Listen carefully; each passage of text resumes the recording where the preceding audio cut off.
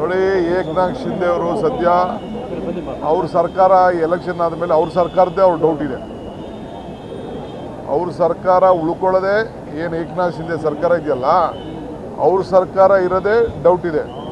ಈಗ ಮೋದಿ ಸಾಹೇಬರು ಯಾಕೆ ಉದ್ಧವ್ ಠಾಕ್ರೆ ಬಗ್ಗೆ ಮಾತಾಡಿದ್ರು? ಉದ್ಧವ್ ಠಾಕ್ರೆ ಅಂದರೆ ಶಕ್ತಿ ಇದೆ ಅಂತ.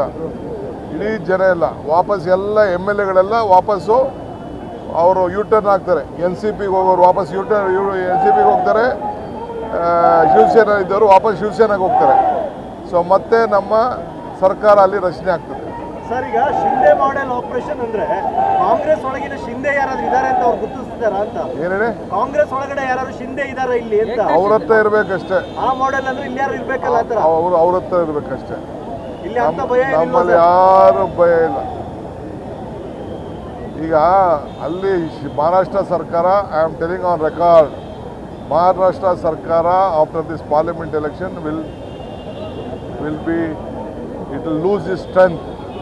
All the MLAs of Shiv-Sena, original Shiv-Sena, NCP will go back with the Congress again. Three will be joined and there will be a government again. That is why they are afraid.